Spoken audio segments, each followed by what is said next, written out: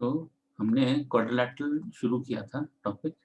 Quadrilateral हमने बताया कि कोई भी closed figure, four sided figure, उसको क्वाड्रिलैटरल बोलेंगे। और हमने कुछ एग्जाम्पल देखे, ब्लैक बोर्ड, बुक, टेबल, ये एग्जाम्पल्स हैं क्वाड्रिलैटरल के। फिर हमने कोई क्वाड्रिलैटरल लिया और उसके सारे एंगल्स का सम पता लगाया। कि हमने क्या किया, पहले डायगोनल बना दिया, तो डायगोनल बना के फिर ये तीनों एंगल्स का सम, फिर इन तीन एंगल का। हमें पता है ट्राइंगल के तीन एंगल का सम 180 डिग्री होता है, तो दो दो बार 180 आया, 1 + 2 + 3 180 है, 4 + 5 + 6 ये भी 180 है, तो 180 + 180 360। और एंगल 1 और एंगल 6, एंगल 1 और एंगल 6 को साथ में रख दिया और इसका नाम दे दिया एंगल ए। ऐसे ही 3 और 4 को साथ में रख दिया, इसका नाम दे दिया एंगल सी। और ऐसे ही एंगल बी और ये एंगल डी, 2 की जगह बी, डी की जगह 5, 5 की जगह एंगल डी। तो angle A plus B plus C plus D 360 degree, ये हमने प्रूव कर दिया। इसके बाद आगे बढ़ रहे हैं टाइप्स ऑफ क्वाड्रिलैटरल। तो सबसे पहला क्वाड्रिलैटरल है ट्रेपीजियम। तो ये ट्रेपीजियम कैसा होता है, कोई भी दो अपोजिट साइड, ठीक है, दो साइड खाली पैरेलल होनी चाहिए, जैसे इसमें A B parallel to C D है, तो इसका नाम है ट्रेपीजियम। ठीक है, इसके बाद ये है पैरेललोग्राम, ठीक है, जिसमें दोनों साइड पैरेलल होती है, पैरेललोग्राम। दोनों में पैरेलल होती हैं। हाँ, एक तो P Q parallel to S R, और साथ ही साथ P S parallel to Q R. और इस वाले में सिर्फ एक पेयर पैरेलल होता है, A B parallel to D C. अच्छा, अब ये कौन सा है, ये है रेक्टेंगल। रेक्टेंगल में हाँ ऑल एंगल्स आर 90 डिग्री। बिल्कुल, तो ये दोनों तो चीज लिखेंगे ही हम, है ना, कि M N parallel to S R, और दूसरा दूसरा M S parallel to N R. और साथ ही साथ हम लिख देंगे कि angle M is equal to angle N is equal to angle S is equal to angle R is equal to 90 degree. तो ये हो गया रेक्टेंगल। फिर यस, फोर्थ वाला फिगर में कैसा फिगर दिख रहा है, ये रोम्बस। रोम्बस। रोम्बस में क्या होता है, तो ऑल इसमें साइड डायगोनल साइड होता है। D E is equal to E F is equal to F G is equal to D G, ये सारी साइड्स बराबर होती हैं, तो रोम्बस हो गया। और तो इसमें डायगोनल्स भी तो इक्वल होते हैं। हाँ, डायगोनल्स रोम्बस में इक्वल नहीं होते, सिर्फ रेक्टेंगल में इक्वल होते हैं। तो मैंने यहाँ पे रेक्टेंगल में लिख दिया कि M R is equal to N S. ये रेक्टेंगल में लिख दिया हमने कि रेक्टेंगल में डायगोनल इक्वल होते हैं और एक स्क्वायर में डायगोनल इक्वल होते हैं। तो स्क्वायर की चीजें बताओ, कि ये स्क्वायर है अगर हमारा, तो इसमें क्या क्या चीजें बराबर है। एक तो A B A B is equal to D equals C to C. Is equal to C D is equal to D A. और डायगोनल इक्वल है ना, A C yes is equal to D D. और सारे angle D. 90 degree हैं, A is equal to B is equal to angle C is equal to angle D. और ये क्या है, सारे 90 डिग्री। ठीक है, इसके बाद ये क्या है, काइट। काइट। काइट में क्या होता है कि A B is equal to A B और डी सी इक्वल है। बी सी इक्वल है, और ऐसे ही ए डी और डी सी इक्वल है। ठीक है, अब इसमें कौन कौन से फिगर हैं जिनमें ना डायगोनल्स के बीच में एंगल 90 डिग्री होता है, कौन कौन से फिगर में होता है ऐसा।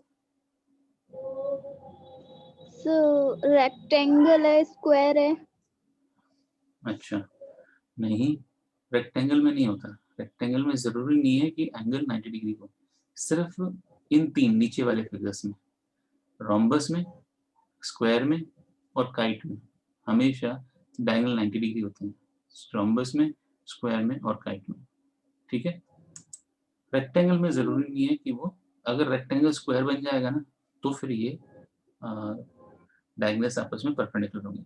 डायगोनल्स इक्वल सिर्फ इन दो में होते हैं, रेक्टेंगल में और स्क्वायर में।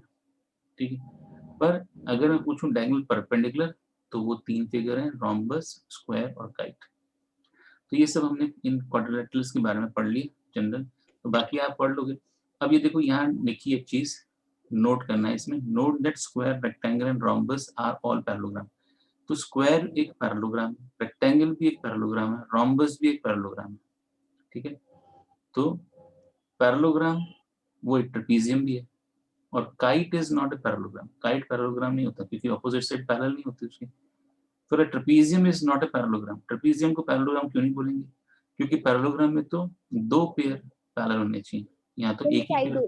हाँ, तो as only one pair of opposite side is parallel in trapezium and we require both pair to be parallel in parallelogram. इसके बाद रेक्टेंगल और rhombus is not a square, ना तो रेक्टेंगल स्क्वायर होता है ना रोम्बस स्क्वायर होता है, पर जो स्क्वायर होता है ना वो रोम्बस भी होता है और रेक्टेंगल भी होता है। स्क्वायर को हम रोम्बस भी बोल सकते हैं, रेक्टेंगल भी बोल सकते हैं, पर रेक्टेंगल को स्क्वायर नहीं बोल सकते, रोम्बस को भी स्क्वायर नहीं बोल सकते। ऐसा क्यों? क्योंकि रेक्टेंगल में लेंथ और ब्रेड्थ अलग अलग हो सकती है, तो वो रेक्टेंगल स्क्वायर नहीं हो सकता, पर स्क्वायर रेक्टेंगल होता है। हाँ, ऐसे ही रोम्बस को स्क्वायर क्यों नहीं बोल सकते, रोम्बस में दो एडजेसेंट साइड के बीच में एंगल 90 डिग्री जरूरी नहीं है हो, ठीक है। यहाँ पे जो एंगल था ये 90 डिग्री नहीं है यहाँ पर इसमें 90 डिग्री होना जरूरी है। चारों साइड तो दोनों में इक्वल है, पर इसमें डायगोनल्स भी इक्वल नहीं है, ठीक है, और साथ में एक तो डायगोनल इक्वल नहीं और ये एंगल्स जो है वो 90 डिग्री नहीं है। तो ये हमने थोड़ा क्वाड्रिलेटरल के बारे में पढ़ा। अब हम प्रॉपर्टीज पे चलते हैं। सबसे पहली प्रॉपर्टी देखेंगे पैरेललोग्राम। हाँ, पैरेललोग्राम का थ्योरम नंबर 8.1 समझेंगे। The diagonals of a parallelogram divided into two congruent triangle। जो एक डायगोनल है पैरेललोग्राम का, वो दोनों जो है पैरेललोग्राम को दो इक्वल या कॉन्ग्रुएंट ट्रायंगल्स में डिवाइड कर देता है। तो इसमें दो ट्रायंगल कौन कौन से, एक तो ए बी सी है और दूसरा ए डी सी। हाँ, सी डी ए कह दो, सी डी ए कह दो। तो ये दोनों कॉन्ग्रुएंट प्रूव कर रहे हैं। तो कैसे प्रूव कर रहे हैं देखो, तो हमें कैसे पता कि क्या गिवन और क्या प्रूव करना है इसमें। डायगोनल ऑफ ए पैरेललोग्राम, यानी पैरेललोग्राम दे रखा है हमें और उसकी डायगोनल भी दे रखी है। अब वो प्रूव करना है कि ये डिवाइड करता है, ये डायगोनल है वो पैरेललोग्राम को डिवाइड करता है इन टू कॉन्ग्रुएंट ट्रायंगल। तो हमें गिवन में क्या लिखा हुआ है बताओ। थ्योरम 8.1 गिवन में क्या लिखा है कि A B C D is a parallelogram, ये दे रखा है आपको। और प्रूव क्या करना है, to prove triangle ABC is congruent to triangle CDA, ठीक है। तो कैसे प्रूव करना, प्रूफ बताओ। तो सबसे पहले ज्वाइन कर लो, क्या ज्वाइन करोगे, ज्वाइन A to C। हाँ, ये कंस्ट्रक्शन हो गया हमारा, ठीक है। तो अब बताओ प्रूफ में, in triangle ABC and triangle CDA कौन कौन से एंगल इक्वल है। एंगल 1 किसके इक्वल है, एंगल 1 इक्वल्स टू एंगल 2। क्यों, रीजन क्या है, अल्टरनेट इंटीरियर एंगल। हाँ, अल्टरनेट इंटीरियर एंगल्स, ठीक है। पूरा लिखना है, अब मैंने शॉर्ट में लिखा है। और ऐसे ही angle 3 is equal to angle 4, फिर से रीजन, अल्टरनेट इंटीरियर एंगल। और तीसरी चीज क्या है, सर AC कॉमन है दोनों में। हाँ, AC कॉमन है, वेरी गुड। तो मैं इसको ऐसे लिख देता हूँ, angle 2 is equal to angle 1, angle 3 is equal to angle 4। ऐसे क्यों लिख रहा हूँ मैं, क्योंकि मैं चाह रहा हूँ कि सारे ट्राइंगल की, ABC ट्राइंगल की जो एंगल्स हैं और साइड्स हैं वो तो लेफ्ट साइड में आ जाए और CDA की राइट साइड में आ जाए। तो angle 2 is equal to angle 1, angle 3 is equal to angle 4, ठीक है। और साथ में हम लिख दिया AC is equal to CA common, ठीक है।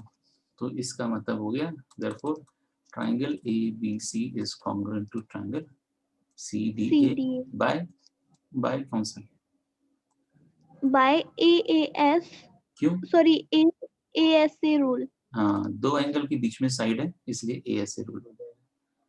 तो इस तरह से हमने प्रूव कर दिया पैरेललोग्राम जो है, जो डायगोनल होती है वो पैरेललोग्राम को दो इक्वल कॉन्ग्रुएंट ट्रायंगल में डिवाइड करती है। इसके बाद 8.2 में है in parallelogram opposite sides are equal, ये प्रूव करना है। तो अब बताओ कैसे प्रूव करेंगे ये इक्वल। तो यहाँ पे लिख देते हैं CPCT से।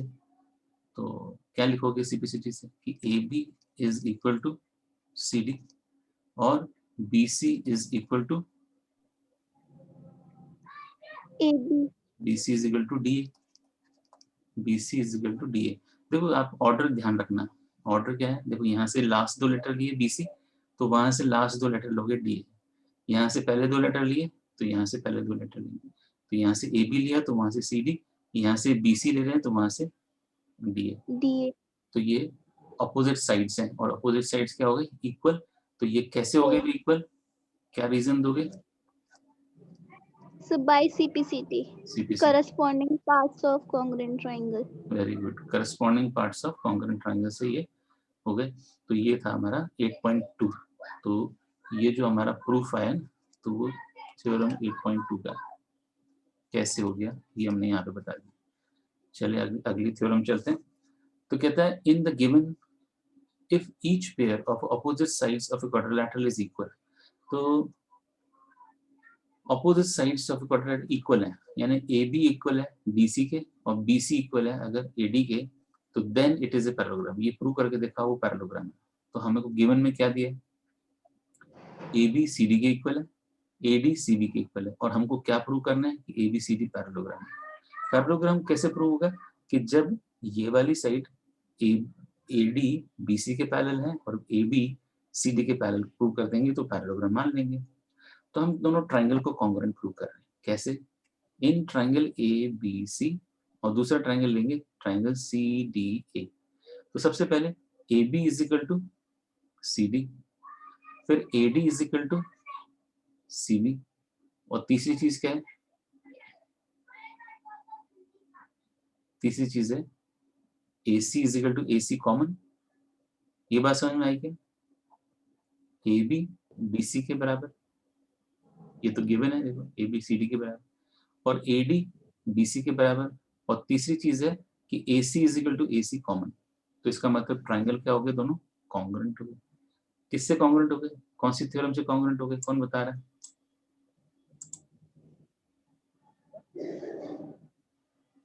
कॉन्ग्रुएंट कौन सी थ्योरम से हो गए भैया? So by SSS theorem. हाँ, बिल्कुल सही है। तो ये कॉन्ग्रुएंट हो गए बाय SSS, दोनों ट्राइंगल कॉन्ग्रुएंट है। अगर ट्राइंगल कॉन्ग्रुएंट है तो इसके करस्पॉन्डिंग एंगल्स इक्वल होंगे, ठीक है। तो यानी ये एंगल 1 किसके इक्वल होगा, 2 के इक्वल होगा। क्यों भाई, corresponding parts of congruent triangle. पर हम कहेंगे बट, CPCT. हाँ, बट दीज आर अल्टरनेटिव, पर ये तो अल्टरनेटिव ट्रायंगल है। अगर अल्टरनेटिव एंगल अगर इक्वल होंगे तो फिर लाइंस क्या होंगी, तो पैरेलल हो जाएंगी। तो AB is parallel to BC हो जाएगा, और इसी तरह से हम प्रूव कर सकते हैं BC is parallel to AD, ठीक है। तो हमने जैसे AB is parallel to BC या CD प्रूव किया है, ऐसे ही BC is parallel to DA prove कर सकते हैं, और इस तरह से अपोजिट साइड्स पैरेलल हो जाती हैं तो पैरेललोग्राम हो गया। अब 8.4 थ्योरम, 8.4 थ्योरम में क्या कह रहा है देखिए। तो चलो, in parallelogram opposite angles are equal. तो कहते हैं कोई पैरेललोग्राम लोगे उसमें अपोजिट एंगल क्या होते हैं, इक्वल होते हैं। तो चलो गिवन में क्या लिखें, गिवन में लिखते हैं कि ABCD एक पैरेललोग्राम है, और हमें प्रूव क्या करना है, प्रूव करना है कि अपोजिट एंगल इक्वल है। कहने का मतलब एंगल A जो है वो C के बराबर है और एंगल B जो है वो D के बराबर है। तो चलो कैसे प्रूव करेंगे बताओ। आपको ये तो पता है कि AB और DC पैरेलल है, BC और AD पैरेलल है, तो ये तो को इंटीरियर एंगल इक्वल हो जाएंगे। सॉरी, को इंटीरियर एंगल का सम कितना होता है, 180 डिग्री होता है। तो हम ऐसे लिख सकते हैं कि तो angle A plus angle D कितना होगा, 180 डिग्री। और इसी तरह से angle A plus angle B कितना होगा, 180 डिग्री। तो इन दोनों में एंगल A से एंगल A कट जाएगा, तो क्या बचेगा, angle D is equals to 180 degree. नहीं, angle D is equal to B, बस वो 180 तो बीच में से हट जाएगा। एंगल D और B बराबर है, ठीक है। और D और B कैसे एंगल है, ये तो अपोजिट एंगल्स हैं, B और B तो अपोजिट एंगल है। तो इसी तरह से A और C को कैसे प्रूव करोगे बताओ, A और C को कैसे प्रूव करें। तो उसमें उसमें कॉमन क्या आना चाहिए, उसमें कॉमन आएगा B। हाँ, कोई B कॉमन ले लो या D कॉमन ले लो। तो बताओ क्या लिखूं मैं, angle A plus angle B is equal to 180, एक तो ये लिख देंगे, और दूसरा क्या लिखें, angle B plus angle C. तो इसमें क्या कट जाएगा? एंगल बी कट जाएगा और angle A is equal to angle C. हाँ, तो ये मत बोलना कि एंगल ए 180 डिग्री, ये नहीं होगा। वो तो बी में कटता नहीं ना, तब बोलते हैं 180 डिग्री। ठीक है, तो ये था थ्योरम नंबर 8.4 और इनके प्रूफ नहीं दे रखे हैं, पर पूछेगा तो हम बता सकते हैं, ऐसे बहुत आसान है। फिर आ रहे हैं हम थ्योरम नंबर 8.5 पर। कहता है इफ इन अ क्वाड्रिलैटरल, किसी भी क्वाड्रिलैटरल में each pair of opposite angle is equal, तो ऑपोजिट एंगल अगर इक्वल है then it is a parallelogram. तो चलो प्रूव करते हैं। तो कहता है एंगल ए और एंगल सी बराबर है। ठीक है, ऑपोजिट एंगल बराबर है, ए और सी बराबर है, बी और डी बराबर है। तो प्रूव करके दिखाओ कि एबीसीडी पैरेललोग्राम है। तो कैसे प्रूव करें? तो चलो बहुत ही आसान है। आप मुझे बताओ चारों एंगल का सम कितना होता है?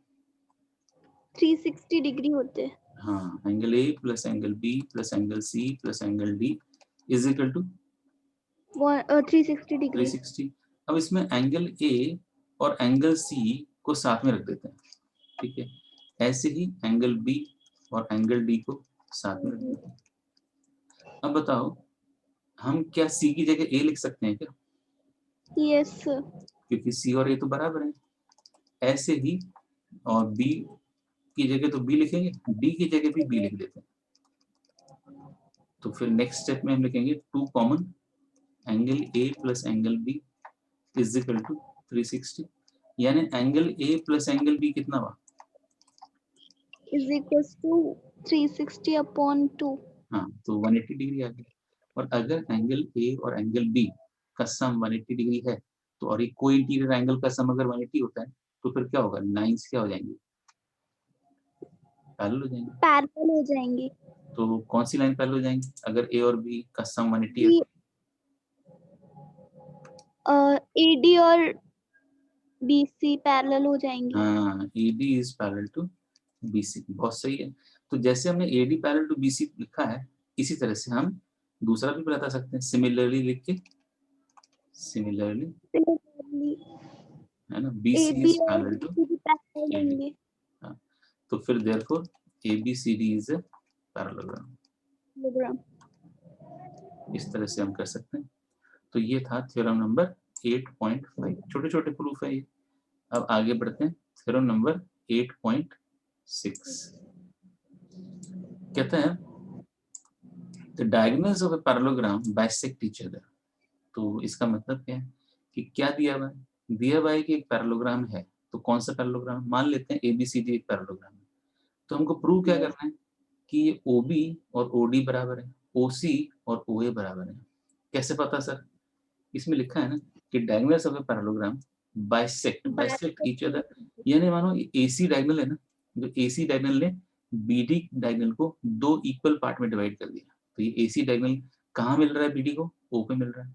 तो कहता है ये जो बीडी को डिवाइड कैसे किया? ये ओबी और ओडी ये दोनों इक्वल पार्ट होने चाहिए, ये प्रूव करो। दूसरा, ऐसा भी बोल सकते हैं कि बीडी डायगोनल ने एसी को दो बराबर टुकड़ों में काट दिया। बाइसेक्ट का मतलब, बाइसेक्ट का मतलब टू इक्वल पार्ट टू है। इक्वल पार्ट्स में हाँ, डिवाइड किया। बिल्कुल। तो OA और OC हमें प्रूव करना है कि ये भी इक्वल है। ठीक है, तो ये बहुत आसानी से हम प्रूव कर सकते हैं। कैसे प्रूव करें? ये जो अपोजिट आपके ट्राइंगल्स हैं इनको कॉन्ग्रुएंट प्रूव कर दें।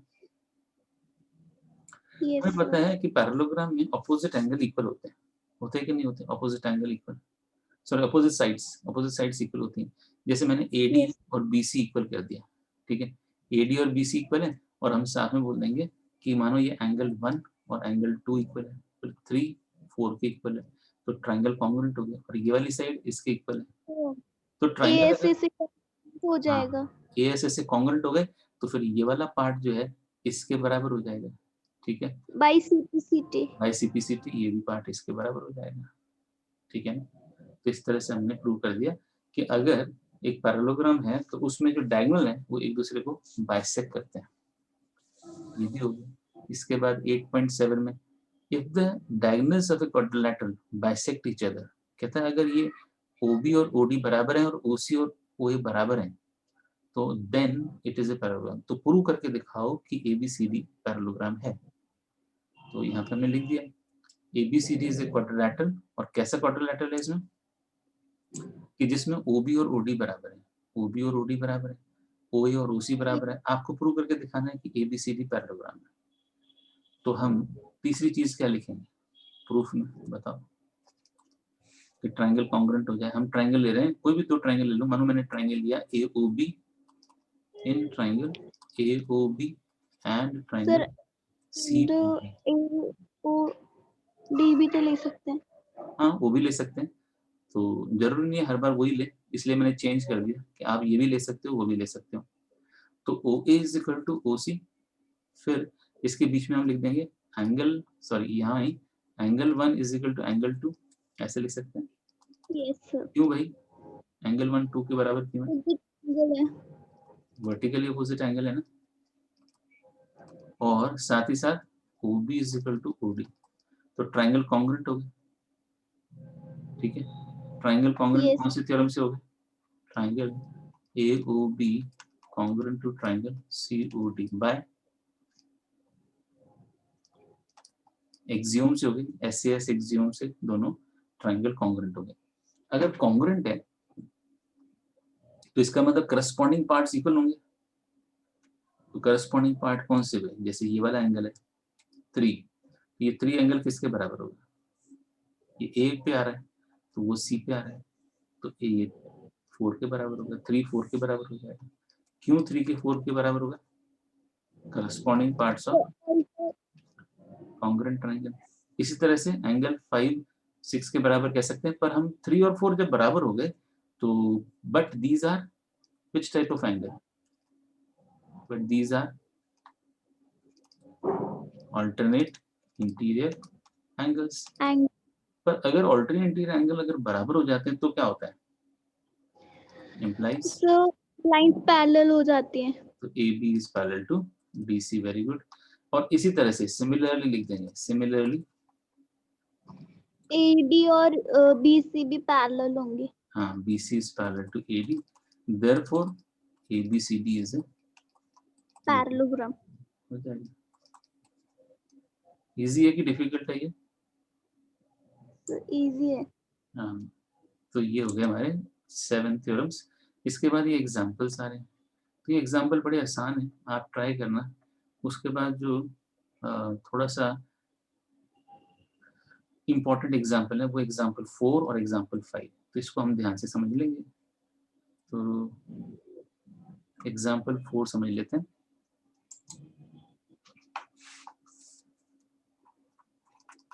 एग्जाम्पल 4 क्या कहता है? Two parallel lines L and M। तो दो पैरेलल लाइन कौन सी हैं? ये एक L है और एक M है। Two parallel line L and M are intersected by transversal P। तो एक P ट्रांसवर्सल को ने इसको इंटरसेक्ट किया है, किसको? लाइन L को और M को। ये दोनों लाइन L और M क्या है? पैरेलल है। तो अपन गिवन में लिख देते हैं, गिवन लिखवाओ। तो जब भी आपको ऐसे क्वेश्चन आएंगे तो आपको जरूर गिवन, टू प्रूव, कंस्ट्रक्शन और डायग्राम जरूर बनाना है। तो गिवन में लिखेंगे L is parallel to M, ठीक है, lines L and M parallel है, और and P is transversal, P is transversal, ठीक है। इसके बाद show that the quadrilateral formed by, show that the quadrilateral formed by the bisector of interior angle is the rectangle। तो कहता है आपकी ये तो L और M पैरेलल है और P ट्रांसवर्सल है, तो अब आप इस एंगल का, यानी ये वाला जो एंगल है, इसमें हमने दो पॉइंट नाम दे दिया इसको। एक तो इसका नाम दे दिया PS और QR, PS और QR लाइन हो गई। तो इसमें दो एंगल बन रहे हैं, एक तो कौन सा एंगल बन रहा है?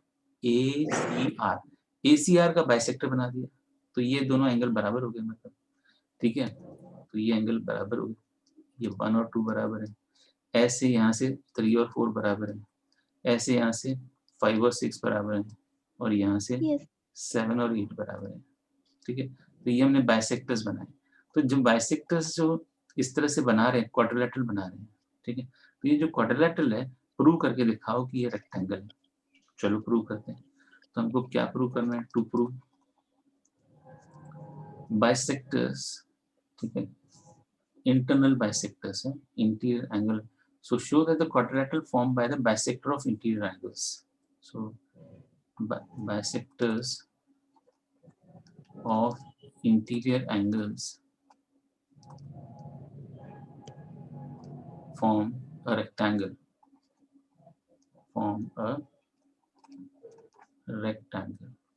ठीक। तो कैसे प्रूव करें, तो चलो प्रूव करते हैं। तो सबसे पहले क्या करेंगे, हमें पता है कि PS और QR पैरेलल है, PS और QR पैरेलल एंड ट्रांसवर्सल है P, ठीक है। और कहाँ का इंटरसेक्ट कर रहा है P, एक तो A पॉइंट पे और एक C पॉइंट पे इंटरसेक्ट कर रहा है। ये P ट्रांसवर्सल A पे और C पे इंटरसेक्ट कर रहा है। अब हम बाइसेक्टर बना रहे हैं, किसका बाइसेक्टर बना रहे हैं, मानो PAC का बाइसेक्टर बना रहे हैं और ACQ का बाइसेक्टर बना रहे हैं। PAC का बाइसेक्टर बनाओ और ACQ का, PAC का बाइसेक्टर तो हो गया AB और ACQ का बाइसेक्टर हो गया BC, ये वाला CB, CB बोल दो, BC बोल दो। ये दोनों इंटरसेक्ट कहाँ हो रहे हैं, B पॉइंट पे इंटरसेक्ट हो रहे हैं, ठीक है। तो ऐसे ही ये जो बाकी दो एंगल हैं उनके बाइसेक्टर कहाँ मीट कर रहे हैं, वो डी पे मीट कर रहे हैं, ठीक है।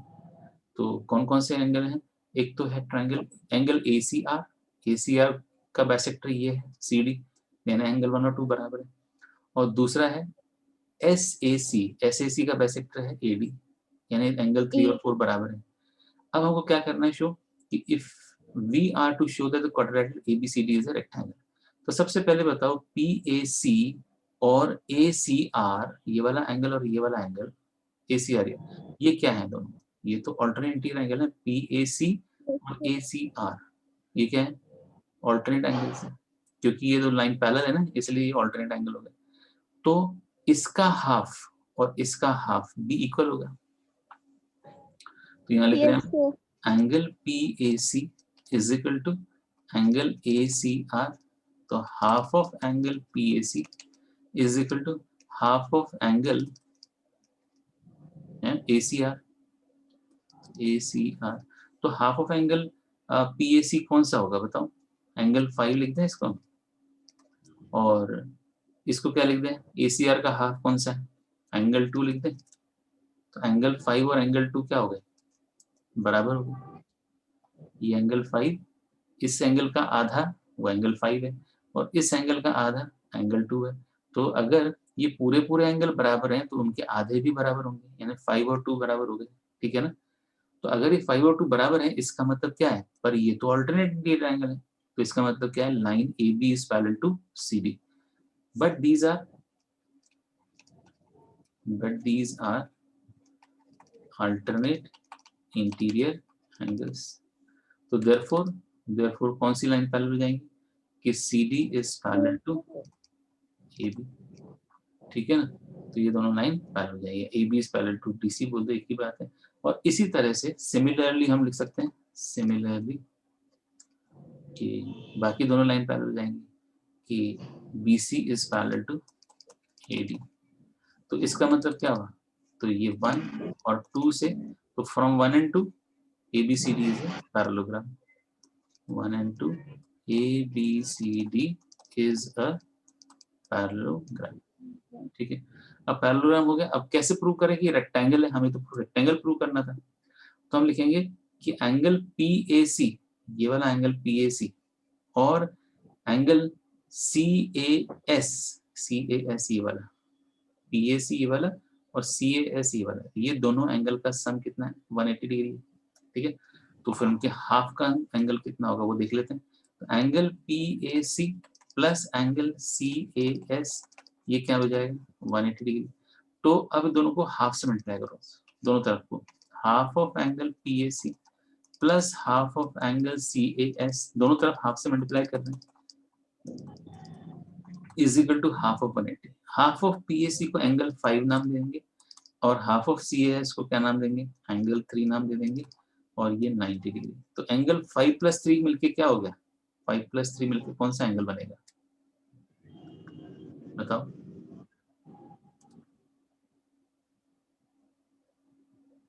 BAD बन गया ना, ये आएगा ना, 5 प्लस 3 मिलके BAD, तो BAD अगर हमारा 90 डिग्री हो गया, तो therefore angle BAD is equal to 90 degree. और हमें पता है कि अगर किसी क्वाड्रिलेटरल में अगर एक एंगल भी 90 डिग्री होता है ना, तो सारे एंगल 90 डिग्री हो जाते हैं, ठीक है, Yes, sir.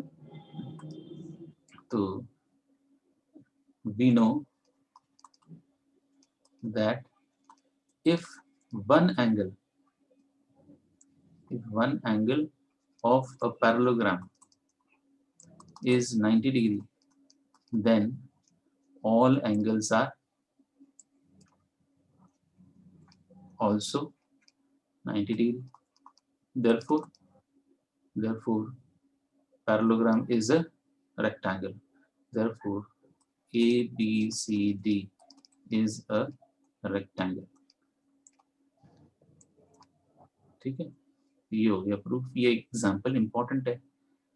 और इसके बाद आता है एग्जाम्पल नंबर 5।